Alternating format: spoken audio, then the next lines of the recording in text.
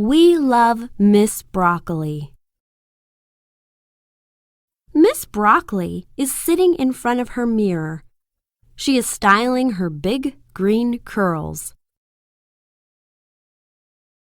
She fluffs and sprays and curls, but she can't seem to cheer herself up today.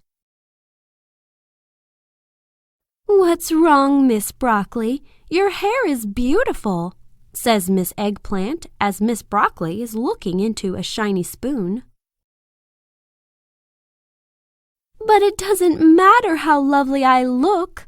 I will never make children like me," Miss Broccoli says. "What do you mean?" asks Mr. Onion. "You go well with some fried rice." "And pasta, too," adds Miss Carrot.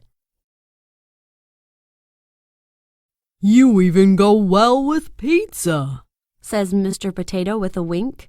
"Kids love you."